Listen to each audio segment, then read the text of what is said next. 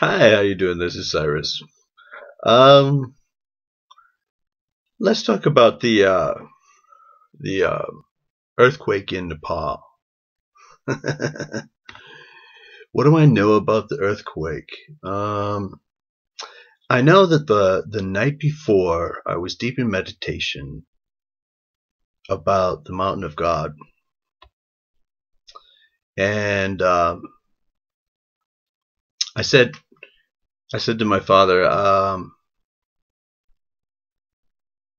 have no doubt that the Himalayas came out of a flat place. And because God wanted to show how majestic he was, that they sprung up out of the ground. So I was sitting there thinking about this, and then I was actually thinking about my friend in Nepal, who had come to me after being in an ashram for 7 years, and was also thinking about all sorts of other things regarding Nepal. I even thought, there's a restaurant down the street from me called the Himalayas.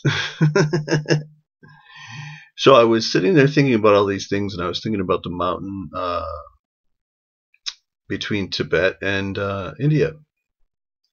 And I was thinking about the former home of the Dalai Lama, etc., etc. And I went into a trance. And suddenly I was digging out underneath a building that had collapsed and passing things out through an opening to people that were helping rescue. And I didn't really know exactly where I was, but I was underneath a building digging, trying to rescue someone. So I went through this entire nighttime, and I actually spent a lot of time in the spirit, not really exactly sure where I was. I actually got up a couple times, and I was in a daze to the point where I couldn't even walk across the room, so I went back to bed. I knew that I was somewhere, but I didn't know where I was. So I woke up in the morning, and I had this song in my head when I looked to the mountains, and I couldn't find it, so I sent my friend a song called China by Randy Stonehill. And it's about how, God is like waiting to rescue China. So anyway, so I get a phone call from my friend later in the day. I hadn't even looked at the news or anything, and he said, "Did you hear about the earthquake in Nepal, 7.8?" And I said, "Oh my God, how on earth could that happen?" I thought I'd retired all my badass behavior. For the last few years, I haven't really done any overwhelmingly earth-shaking things. But for some reason, it seemed like the right time, I guess. So I told him, I said, I'm not really certain exactly why that happened, but I was actually talking about that earlier, a few hours ago. And I was actually rescuing someone underneath a collapsed building and digging it out during the night. I said, well, I told him the whole story. I was just sitting there meditating on the inspirational nature of the Himalayan mountains and the area between China and India. And I said to God, well, I already told you the story. I don't doubt for a moment that those mountains sprung up from level ground to testify of the glory of God. And I told him how kind of I was shaky I felt shaky because it was like God was saying, you know, I'm just as majestic and overwhelmingly powerful as I always was. And do you remember those days when every single day there were lightning bolts shooting off your hands and balls of fire flying from the sky, earthquakes and storms and hurricanes? And I said, I remember well, God. So anyway, it's kind of nice to be back in the old Lord God Almighty. I'm thinking that there's going to be some really interesting things happening in the next few weeks and months because I'm back. Anyway, so that was quite interesting. There's all sorts of things that have happened like that over the last few years. I could tell you tremendous amount of things. I won't even go into them all because it would just seem like I was a big bully. I'm not really a big bully at all. Sometimes you got to grab people by the lapels and shake them so they think about what they've done and what they should do. But that's all right. Most of the people sit around saying, you know, I really like you, Cyrus, but I really don't think that you're anything but just a failed delusional. Where are all the miracles? Show us miracles and wonders. Well, I can show you miracles and wonders, or I could talk about the ones that have happened over the last God knows how many centuries. That's really the key to it all, is that all of us have been working, not just for the last 50 years to adjudicate the earth, but longer than that. And I've been around several times. In fact, this is probably the last time I'll be here. But that's all right.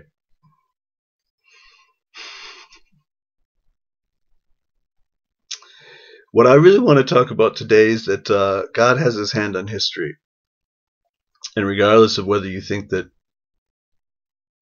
everything's going to be okay, we've already made it okay. And we're going to make it even better. Well, how does that happen? Through spiritual means.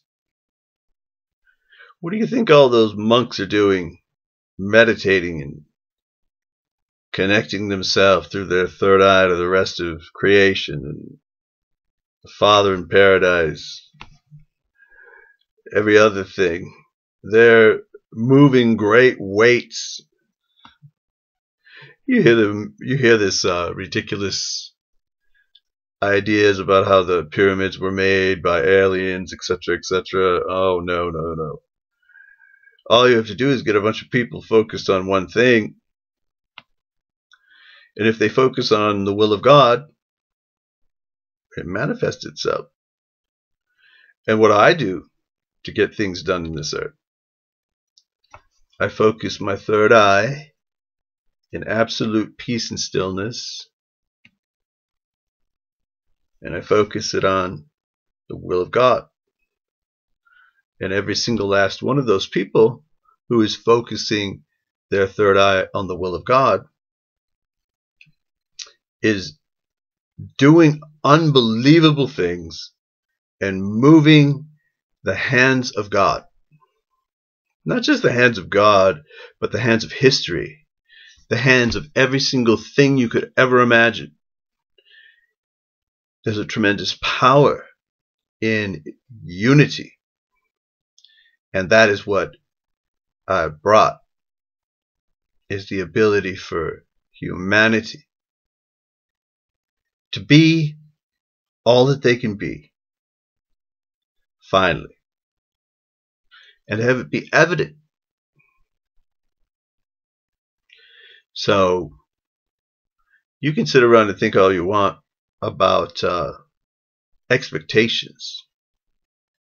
What sort of expectations do you have that aren't being met? What sort of ridiculous assumptions do you have about the sons of God when they come? What sort of interesting things do you have to slander them with? What sort of interesting false prophets and archons are you listening to when they say that someone is deluded and they start to throw stones? Aren't they just like the people who beheaded John the Baptist or crucified Jesus? And yet on the third day, we rise up, just like I did. But I couldn't die because I'd already transcended death. So I guess I'm giving you transcendence of death, not just resurrection. But that's okay. You don't have to think that it's a really incredible commodity to give humanity. There's a lot of monks and Hindus. There's a lot of really righteous and beautiful people who know how to actually maintain creation and energy and matter and stabilize and create things. And I'm going to link with them. And you'll be sitting around wondering how on earth you're going to move the hand of God, or how on earth anything becomes better. But you'll sit there and be amazed. Oh my goodness, how do all these things happen? We're still waiting. We're still waiting for it to come. It's already been here. It's already been here at least since 1978. And we've all been at work, every last one of us. What is the real mission?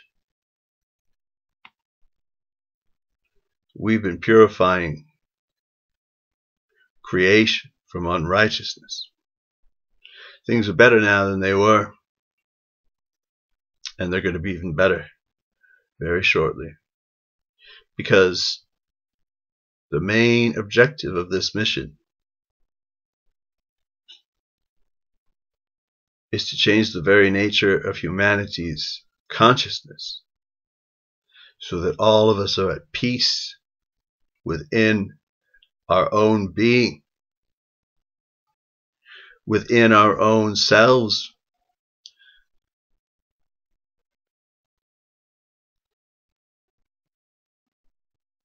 When you close your eyes, you have complete stillness and oneness with God. Absolute stillness, absolute enlightenment. You're taught of God. You're connected to the rest of humanity.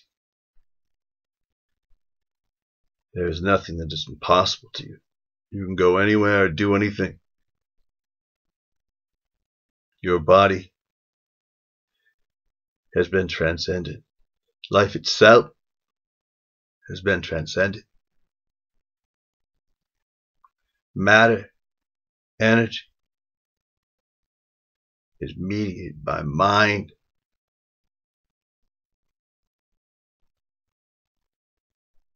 So what do you think is going to happen?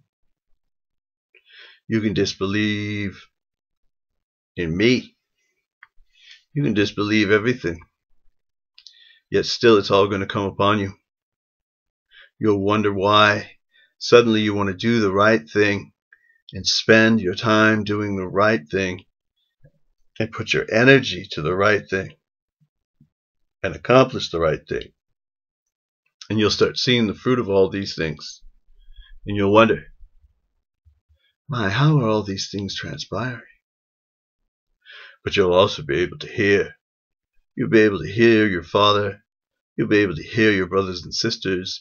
You'll be able to see and know what people are thinking, what's going to happen, and rightly interpret what has happened.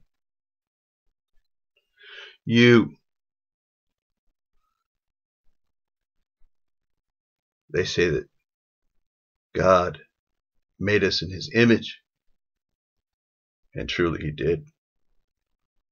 He made us in his image, and we're going to do the same kinds of things that he does. I know you can't believe that that's true, but that's what we are. We're his children.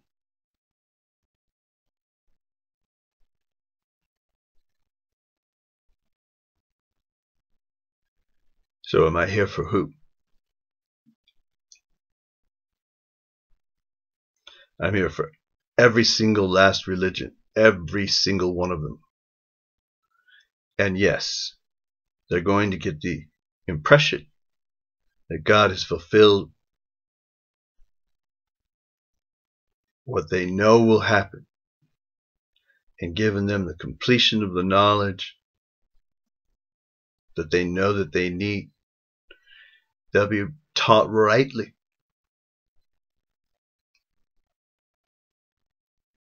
And the righteousness of God will spring up inside them. And they will not depart from the path. So, you can start now.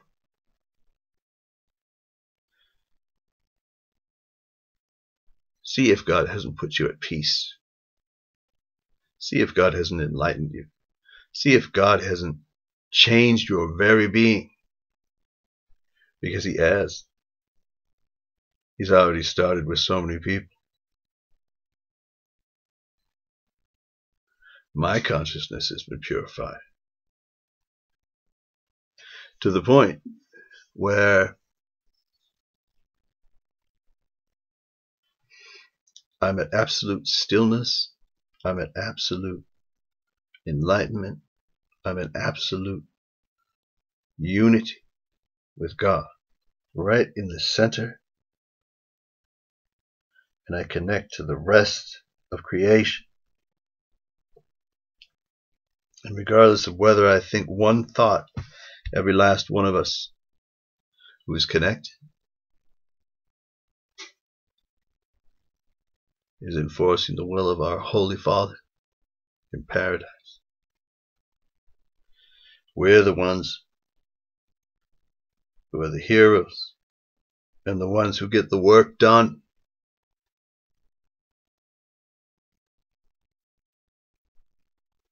So is all of us. Little, great, small, well-connected, non-connected, people that sit by themselves and meditate even, who never really see a person, people who don't seem as if they have any sort of power whatsoever, hold tremendous power. And the people who are in power, who have no right to be there, they have to move out of the way. It's not going to be a big upset. There's not a whole lot of calamity that's coming. There's good things that are coming. Won't you be a part of them?